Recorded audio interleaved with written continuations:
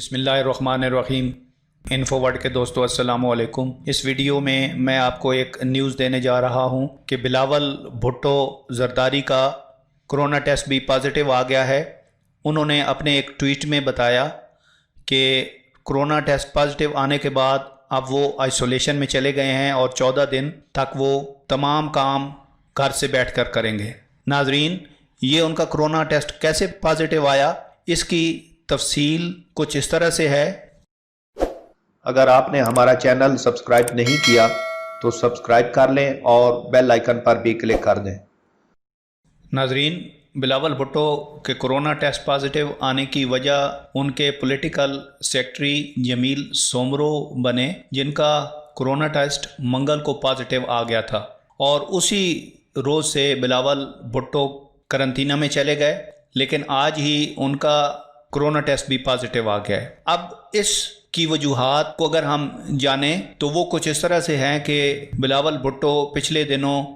ہونے والی مختلف پی ڈی ایم کے جلسوں اور گلگت بلتستان میں الیکشن مہم کے دوران وہ جلسے کرتے رہے، تو اس دوران 100% پاسبلٹی ہے کہ اس کی وجہ سے ان کو کرونا ہوا۔ اور نہ صرف ان کو کرونا ہوا بلکہ بلاول ہاؤس کہ تمام عملے میں یہ خدشہ ظاہر کیا جا رہا ہے کہ ان کو بھی کرونا ٹیسٹ کروانا چاہیے، کیونکہ ان میں بھی کرونا پازیٹیو آنے کے بہت زیادہ چانسز ہے۔ اسی سلسلے میں آصف علی زرداری نے یہ حکم دیا ہے کہ بلاول ہاؤس جو کہ کراچی میں ہے، اس کے تمام سٹاف کو قرنطینہ میں چلا جانا چاہیے اور ان کے کرونا ٹیسٹ کروانے چاہیے، تاکہ یہ معلوم ہو سکے کہ کون کون سے لوگ اس وبا کا شکار ہو گئے ہیں۔ اس کے علاوہ انہوں نے یہ بھی کہا ہے کہ کسی شخص کو، چاہے وہ ان کے سیکرٹری ہوں یا کوئی اور سٹاف، ان کو بغیر PCR ٹیسٹ کے رپورٹ کے بلاول ہاؤس میں داخل نہ ہونے دیا جائے۔ ناظرین، اس کے ساتھ ساتھ میں آپ کو یہ بتاتا چلوں کہ اب بلاول بھٹو نے یہ اعلان کیا ہے کہ وہ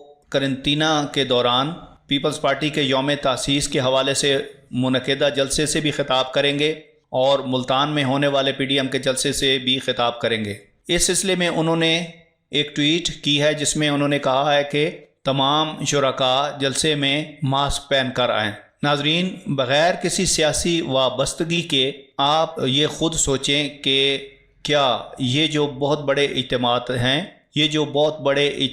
ہیں، چاہے وہ گورنمنٹ کی طرف سے ہوں یا اپوزیشن کی طرف سے، یہ کرونا کے پھیلاؤ کا ایک بہت بڑا موجب بنیں گے، اور جس کی وجہ سے ابھی آپ دیکھ رہے ہیں کہ یہ لہر جو ہے کرونا کی دوسری، یہ تیزی سے پھیل رہی ہے۔ تو بحیثیت قوم ہمیں یہ سوچنا ہوگا کہ ہمیں ہر قسم کے اجتماع سے، جس میں چند لوگ ہی کیوں نہ شامل ہوں، اسے گریز کرنا چاہیے، تب ہی ہم اپنے قوم کو اس موذی بیماری سے دور رکھ سکیں گے۔ ویڈیو کے آخر میں آپ لوگوں سے گزارش کروں گا کہ اس سلسلے میں آپ اپنی قیمتی آراء سے بھی آگاہ کریں۔ کمنٹ سیکشن میں جا کر آپ اس کے بارے میں اپنے کمنٹس لکھیں کہ کیا آپ محسوس کرتے ہیں کہ بحیثیت قوم ہمیں کن سٹیپس کی طرف جانا چاہیے اور کون کون سے ایسے اقدامات کرنے چاہیے جس کی بدولت ہم اس بیماری سے محفوظ رہ سکیں۔